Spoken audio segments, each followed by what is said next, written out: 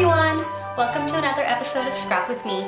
Today I'm going to show you how I adapt a one-page layout into a two-page layout. Alright, so the first thing you're going to need is you're going to need a base paper. Now I could just use a piece of black and just use it like this, but I'm really kind of a cheapskate. So since I don't know I'm only going to be using a border, I've actually gutted my paper. So I'm going to just show you quickly how you would do that. So using your cutter, I'm going to gut it so that it has a 1-inch edge. So it's a 12-inch paper, so I'm going to cut at 11. I'm going to line up the little ticks on my blade at the 1-inch mark, give it a little push down, and pull it down to the 11-inch mark here. And then I just do that for each edge of the paper.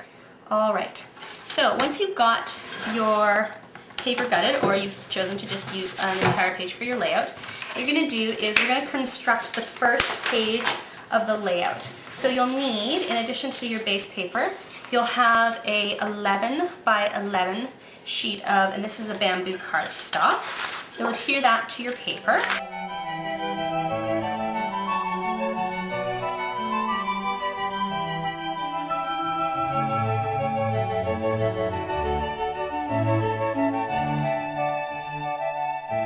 Okay, so that's your starting page. Now what we're going to do is we're going to use a piece of pattern paper, and this paper is 6 inches by 8 inches, and we're going to adhere that to the middle of the page.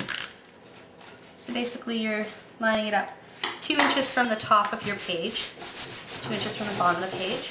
Okay, the next thing we're going to do is get a strip of background and textured paper, and what I've done is I've scalloped the edge of this. Close to My Heart doesn't have a scallop edge punch or anything like that, so you can use your corner rounder or whatever else you have around the house. I know Fiskars has scalloped edge punches and stuff like that, so whatever. So I'm going to just line one along the bottom here, and actually I probably should have put my photo on first so I could keep it straight, but there we go. And then I'm going to do one along the top as well. Okay. So there we go, that's kind of the basic page. A little bit of scallop stuck there. Okay, now what we're going to do is we're going to adhere photos. Now I'm doing a page about what makes a house a home, and so I've just got some pictures of around my house.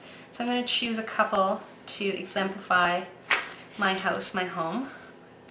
So I've got my family, and I think I'm going to, keep my piano down here, and I'll save these other ones for the next page. Alright, so I'm going to stick in these photos.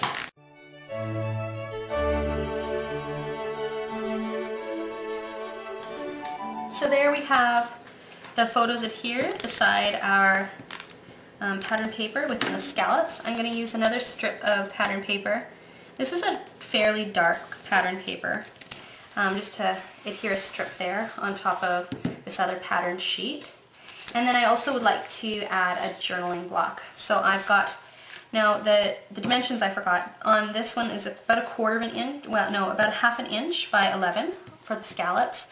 This one is 1/2 inch by 8 inches, and then your journaling block is going to be 4.5 by 3, and you can either just leave it as a 4.5 by 3 inch journaling block, or the other option, and do I want to put this here or here? I kind of really like this pattern, so I think I'm going to put this here. No, I'm going to put it here. The other option is that you could mount it, and so that's what I'm going to do. I'm actually using my journaling block as 4.25 by 3 3/4, and I'm mounting it on this 4 by 3 inch piece of black. Okay, so there we go. So I've got my journaling block, and that's my base page. That's pretty similar, as you'll see, to this page in the magazine. Okay, so here's the original, and here's the one I've got. So pretty similar. Okay, so now what we're going to do is we're going to show how to expand this page into a two-page layout. So one way that you can expand something is basically to mirror what's happened on the first page. So I'm going to use my black base again.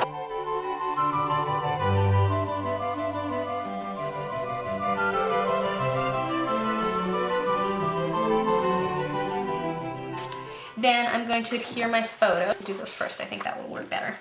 So I've just got photos of around my house, And it could seem like, wow, that's really boring. You've got a photo of the pictures on your wall. But really, you know, 20 years from now, when our kids are grown up and all that stuff and living in our basement, I think it would be nice to look back and be like, oh yeah, remember that toaster oven we always had and how the handle always fell off and it almost burned your wrist and you've still got that scar?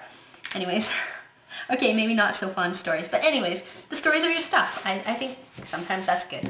So we've got the these photos, by the way, are 4 inches by 5 inches and are 6 by 8 inch piece of pattern paper.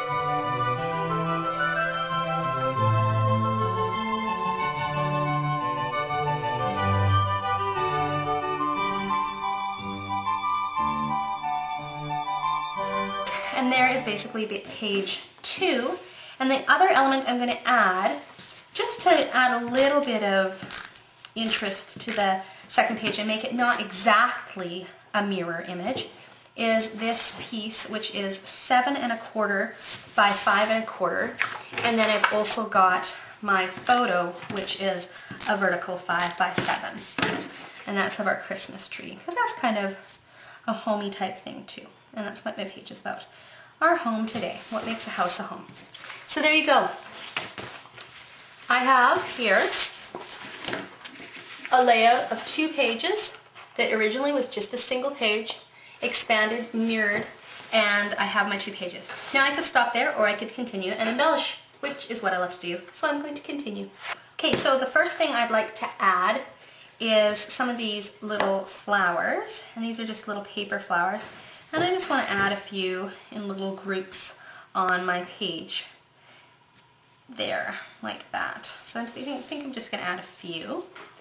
And it's really useful to have this paper piercer, because then you can kind of point where you want your flower and pierce it and place the brad at the same time. So I'm going to grab a brad. These are actually the pewter brads. They're not black or anything like that, but that's okay. So I'm going to pierce it and then put my brad straight in. And there we go. I don't have to fiddle around with the paper moving in my hands or anything like that. Okay, the next thing I'm going to do is I'm going to just add some lines for my journaling. Now, I probably should have done this before I adhered it to the page, so I'm just going to pop it off. Okay, and I'm going to be using this new set. This is called Comments. I really like this set. It is silly because it's just a bunch of lines, really. You're probably thinking, wow, what is so exciting about a bunch of lines? But I really, really like it. It just suits my writing needs.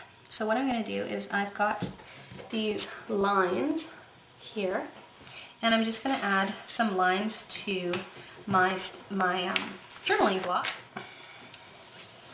And then again, and the nice thing about this stamp, this sort of looks just like a regular piece of paper that you'd have at school or whatever. The nice thing is that it lines up so you can make more than one line. Okay, so there you go. This is what it looks like. It's not perfect. You can see there's a little bit of a thick line there, but that's okay. Once I've journaled over it, you won't even notice. Okay, and then I would like to add a title.